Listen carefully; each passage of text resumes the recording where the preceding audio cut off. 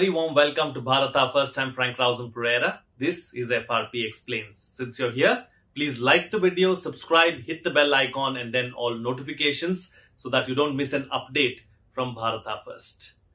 Karnataka jobs for Kannadigas is what is trending on social media today.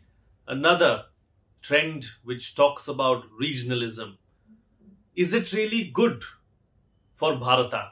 Is it really good for our country? That's what I want to talk about today. We've seen several of these regional trends of late.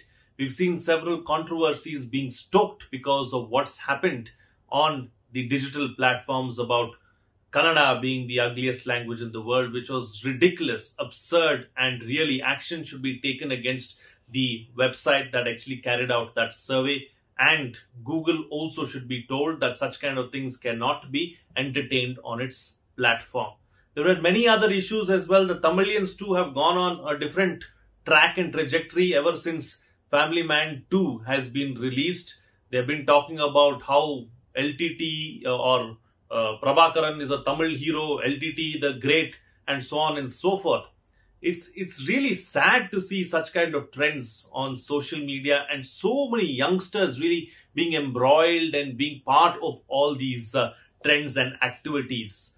I would suggest that you really build towards nation building and work towards nation building rather than getting embroiled and getting sucked in by this regionalism. It's not very good for us. It won't go too far in the long run. Now, Karnataka jobs for Kannadigas is trending on Twitter, and many people have gone ahead and spoken about how outsiders are coming and taking over. Aren't they also Indians? Aren't we one integrated country? Isn't that the message that we need to send out to the world?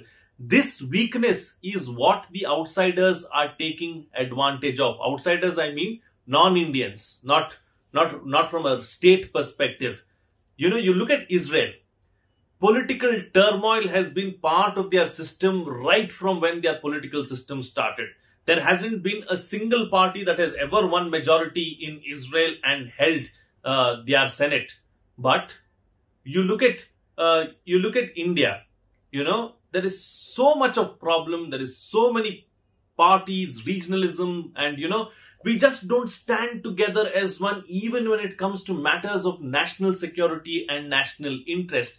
We let these petty regional issues come to the fore and, take over. And politicians also very cleverly make use of it and expose that raw nerve. Now, Israel, despite all the political turmoil, they're going through a present political turmoil as well. But when it comes to matters of national security and national interest, all of them come together as one. And they all become one. It is Israel and nobody and nothing else. So, this Karnataka jobs for Kannadigas, some of them are saying they need 80% or 90% reservation jobs only for Kannadigas. Is that a category? Should that even be a category saying that I belong to this region or I belong to this place and that's why you should give me a job? Shouldn't we work towards merit? Shouldn't we work towards talent and say, okay, if I'm lagging behind in some way, I will ensure that I progress, go forward and do my best. People are talking about great gems coming out of Karnataka. Yes, they have come out of Karnataka and they are unmatched, unparalleled. But they have fought with the competition, proven themselves and showed how good they are. That is why they have come forward. Not because that they are from Karnataka or not because they speak Kannada. People look up to me as a journalist, as someone who is doing something for the society. I am a proud Kannadiga. Nanu mannina maga. 75 ವರ್ಷ ಆದ್ಮೇಲೇನು ನಮಗೆ ಸ್ವತಂತ್ರ ಸಿಕ್ಬಿಟ್ಟು ಆದ್ರೂ ಒಂದ್ ದೇಶವಾಗಿ ನಮಗೆ ನಿಲ್ಲೋಕ್ ಆಗಲ್ಲ.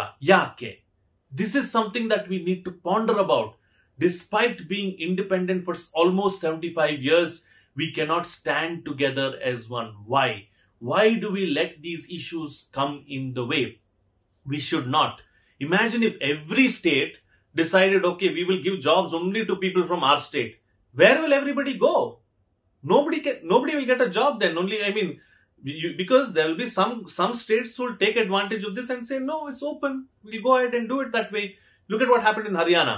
Haryana decided to give 75% reservation of for locals till the salary of 50,000 rupees. What the companies very smartly did, they said, okay, we don't want to get into all of this kind of problems. So they just started shifting to Noida.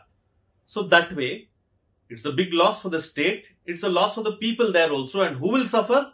The local businesses who have their businesses there and who have to abide by these rules are going to suffer. So the locals themselves who are running these businesses will have to suffer. The big companies will always find a loophole and get out of this mess and get away.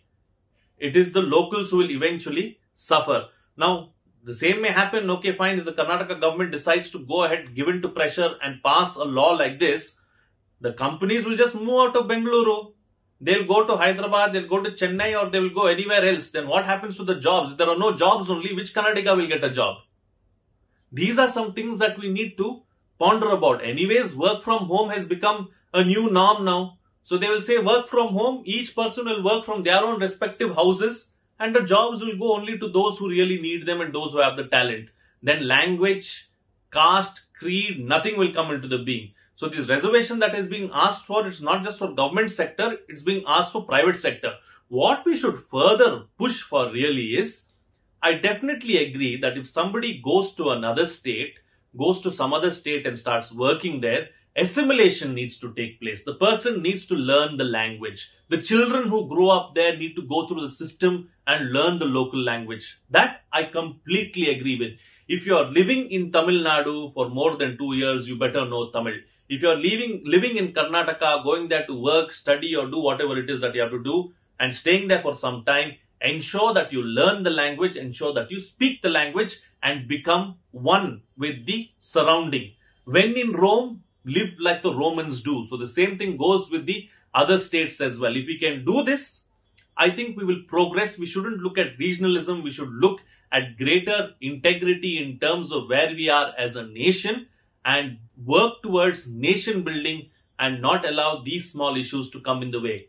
The Coorgis may say, okay, fine, Coorg is us, give us separate statehood. We do not want any Kannadigas to come to Coorg. Same on the coast, the people who speak in Tulu will say that give us Tulu Nadu. We don't want anybody else to come here from outside. And then what will happen? Karnataka will lose its coast.